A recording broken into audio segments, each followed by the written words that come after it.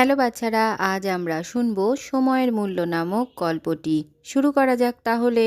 জঙ্গলের একটি বড় গাছে টিয়া আর কালু কাক একসাথে বসবাস করত।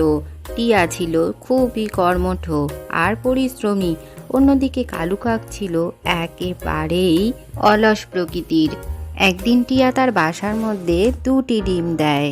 আমি তো দুটো ডিম দিয়েছি, আমার ডিম আর বাচ্চাদের জন্য আমাকে খাবারের জোগাড় করতে হবে, সঙ্গে আমার বাসাটাও ঠিক করে একটা ঘর বানাতে হবে। নিজের বাসাটাকে ঠিক করবার জন্য টিয়া উড়ে উড়ে গিয়ে কিছু কাঠ সংগ্রহ করে নিয়ে আসে আর তার বাসার কাছে সেগুলো সে জড়ো করে রাখে।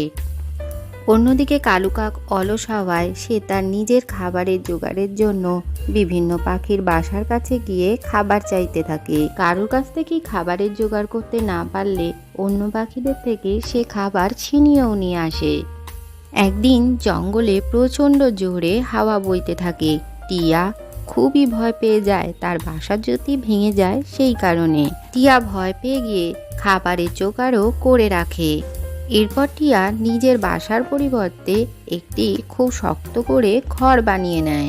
আরে কালু, তুমিও আমার মতো একটা শক্ত বাসা বানিয়ে নাও, যেরকম হাওয়া দিচ্ছিল তাতে তোমার বাসা ভেঙেও যেতে পারতো। হাওয়া দিয়ে তো থেমেও গেছে, তুমি এত চিন্তা যে কেন করছো? তুমি বাসা বানিয়েছো ঠিক আছে, আমার করার কিছুই দরকার নেই। এরপর রাত্রির বেলা প্রচণ্ড বৃষ্টি শুরু হয়। সেই বৃষ্টির মধ্যেই কালু কাকের বাসা একেবারে ওপর থেকে ভেঙে পড়ে। কালু কাক তখন কি করবে কিছুই বুঝতে পারে না। বৃষ্টির মধ্যে তাকে বসে থাকতে হয়। তখনই সে টিয়ার বাড়ির কাছে গিয়ে তার থেকে সাহায্য চাইতে থাকে। টিয়া, বাইরে খুবই বৃষ্টি হচ্ছে আর আমার বাসাও ভেঙে গেছে, তোমার বাসায় আমাকে একটু থাকতে দাও।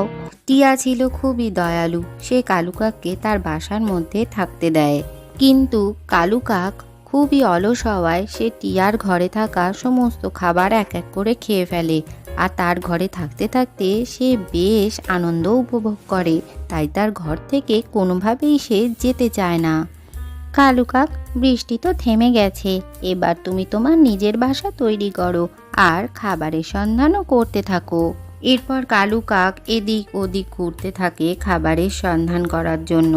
সে দূর দূর ঘুরে কিছু খাবারের জোগাড় করতে পারে। সে বুঝতে পারে নিজের একটা ঘর থাকার খুব প্রয়োজন, তাই সে কষ্ট করে একটা ঘরও বানিয়ে নেয়। এইভাবে সে বাকি জীবনটা খুব সুখে আর আনন্দ করে কাটাতে থাকে। আজকের গল্পটি থেকে কি শিখলে বাচ্চারা? সময়ের মূল্য অবশ্যই জানা উচিত।